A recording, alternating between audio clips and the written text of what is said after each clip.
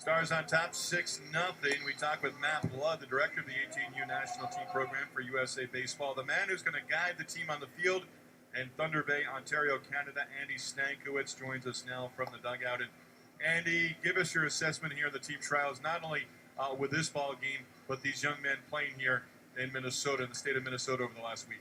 Well, it's been exciting. Getting a chance to watch 40 of America's best come in one spot here in Minnesota, get after it, and the skill level, talent level is really off the charts. It's unbelievable how much better and stronger and faster and all of it these young men get at an early age. So it's fun to watch. They're a great young men. They got Matt Blood does a great job of obviously evaluating the talent and bringing great talent here. Also, they're men of great character, and they're wonderful young men to be around. It's been a pleasure. And if you could manage the Dodgers right now, who are 50 games over 500 in this roster, which one you taking? Oh, I don't know. I still you might got say some studs out here. They huh? really are. The arms have just been just crazy impressive. I mean, it's mid-90s easy. Some big boys. They command the ball so well.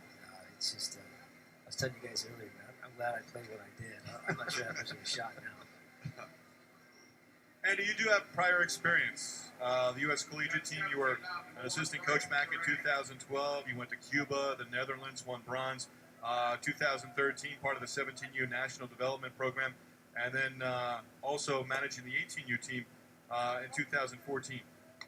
Different from just a few years ago, or are a lot of your concepts the same in what you're trying to preach and what you're trying to do? Yeah, it's pretty similar. USA Baseball, we obviously want to present a team that is highly skilled.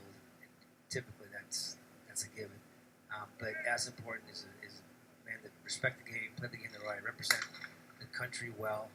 We've always, in my opinion, been able to do that to the highest extreme. And so it's typical, in a tournament setting like this, as you guys know, you only got 20 guys.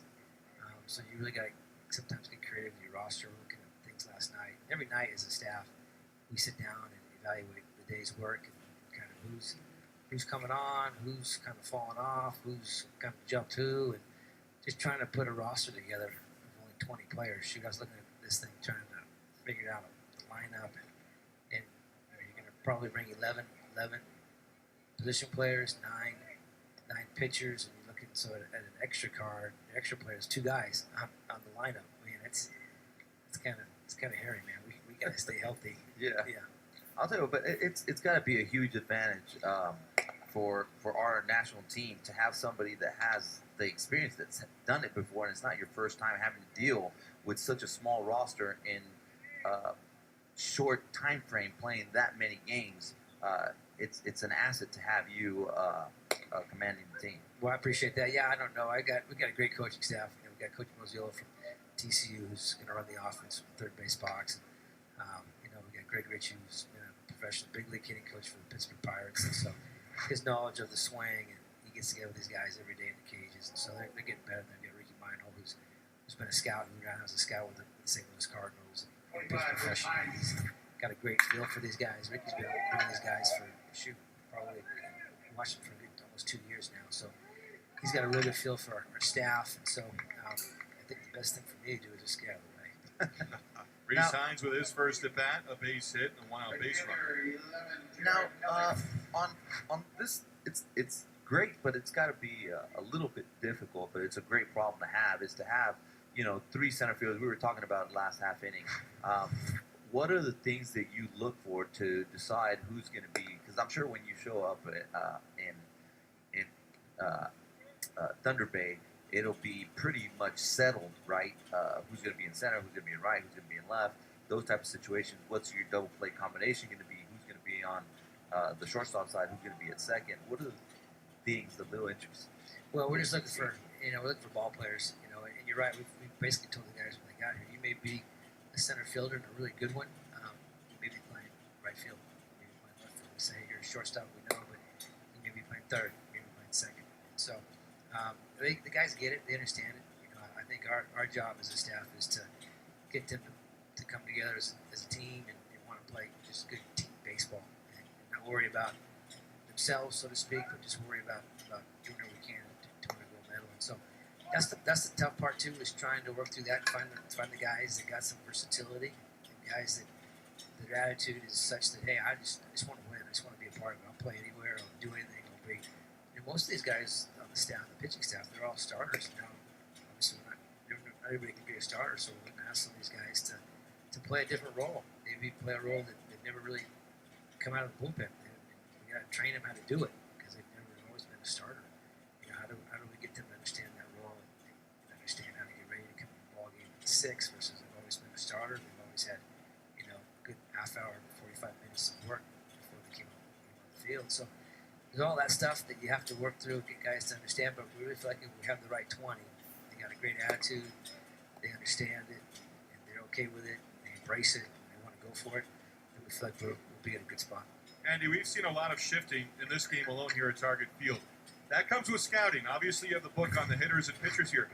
When you face Cuba, when you face Japan, how quickly will we be able to use that shifting to your advantage? Well, we're gonna watch them early in the tournament. We'll be able to get out there and watch those hitters, and we'll do a defensive spray chart on all of them, so we'll get an idea. The thing that concerns me a little bit is that we play a shift. We got such power arms.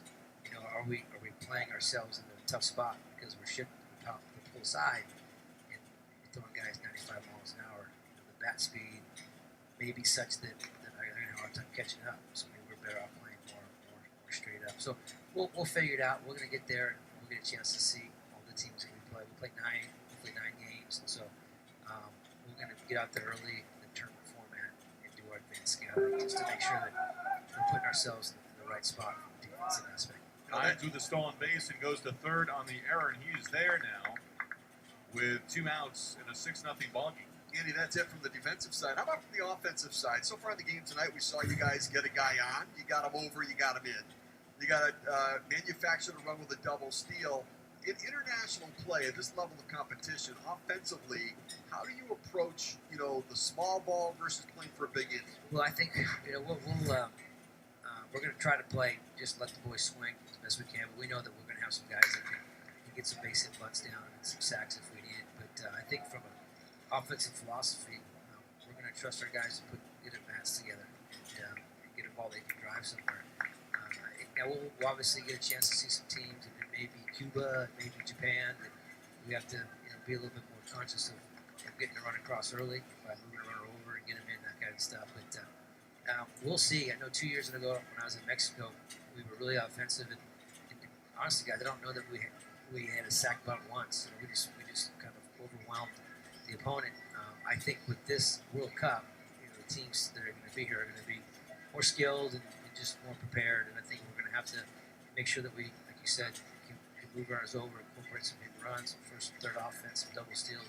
So that'll all be there, and we feel good about the personnel that we're going to take up there that they'll be able to execute those plays. Yeah, I'll tell you, one of the things that I've noticed is there's really, really good team speed, and that's got to be a great tool, especially when you get into those final games and trying to win the medal. Yeah, for sure. We want to put pressure on them. You look at that outfield that you're looking at today, some of those guys.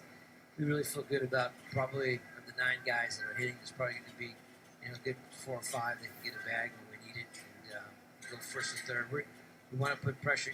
Coach Mozziello was at TCU, and he's helped build that program on a real pressure offense and being aggressive. And so he's been doing a really good job of preaching that this first week. Like, hey, we want to go first and third, right? We want to take the extra bag. We want to get dirt ball reads. We got to figure out ways to be really aggressive and be smart about it. But at the same time, we're gonna have more of an aggressive style.